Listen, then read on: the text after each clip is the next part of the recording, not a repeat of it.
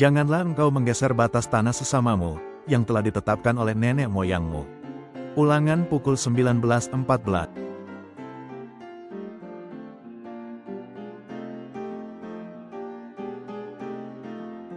Di kota Yizreel, ada seorang sederhana bernama Nabot. Ia punya kebun anggur kecil, warisan dari leluhurnya.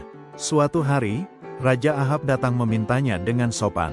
Tapi Nabot menjawab, "Tidak mungkin aku berikan warisan nenek moyangku kepadamu."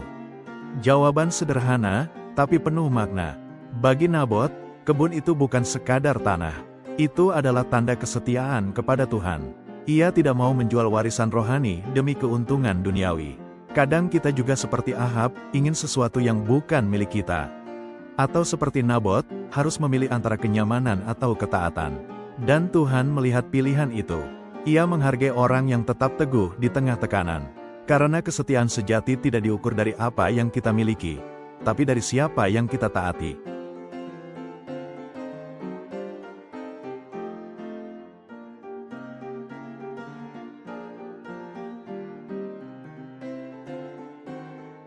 Setelah Nabot menolak, Izebel, istri Ahab, menyusun siasat jahat. Dengan fitnah dan tipu daya, Nabot dihukum mati. Dan Ahab mengambil kebun itu seolah semuanya sah. Pahit sekali ya, bro. Yang salah tampak menang, yang jujur malah disingkirkan. Mungkin kamu juga pernah merasakannya. Kamu sudah jujur, tapi malah disalahkan. Kamu berbuat baik, tapi dibalas dengan fitnah. Kadang hati kita bertanya, "Tuhan, di mana Engkau? Mengapa yang jahat seolah lebih mudah hidupnya?" Firman Tuhan berkata, "Jangan iri kepada orang fasik, sebab mereka akan lenyap seperti rumput." Mazmur 37:1-2. Tuhan tidak tidur, bro. Ia mencatat setiap luka, setiap air mata, setiap ketidakadilan yang kamu alami. Dan di waktunya, Ia akan bertindak. Keadilan Tuhan tidak pernah datang terlambat. Hanya menunggu saat yang paling tepat, ketika semua orang tahu, bahwa hanya Dia yang berkuasa.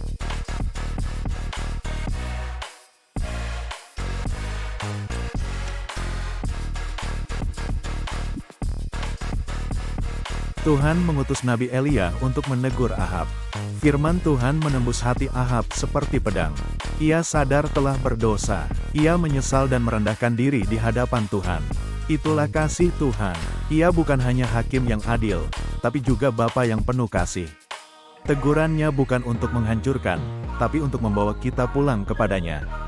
Kalau hari ini kamu merasa sudah jauh, atau mungkin pernah berbuat salah, ingatlah, Tuhan masih menunggu. Ia tidak membuangmu. Ia hanya ingin kamu datang lagi dan berkata, "Tuhan, aku ingin kembali." Dan saat itu juga, kasih Tuhan akan menyelimuti hatimu, menyembuhkan, mengampuni, dan menguatkanmu kembali.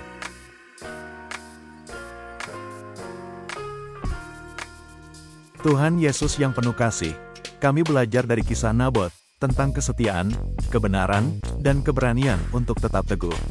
Ampuni kami kalau selama ini lebih memilih jalan mudah daripada jalan-Mu. Ajari kami supaya tidak iri pada orang fasik, tapi tetap percaya bahwa Engkau melihat segala sesuatu. Tuhan, kalau ada di antara kami yang sedang mengalami ketidakadilan, yang disalahpahami, difitnah, atau diperlakukan tidak adil, kuatkan hati kami ya Tuhan. Peluk kami dengan kasih-Mu, berikan damai sejahtera yang tak bisa dunia berikan, dan ajar kami untuk tetap menabur kebaikan, meskipun dunia tidak selalu adil. Karena kami tahu, pada akhirnya, Engkaulah yang menegakkan keadilan bagi umat-Mu. Dalam nama Tuhan Yesus, kami berdoa. Amin.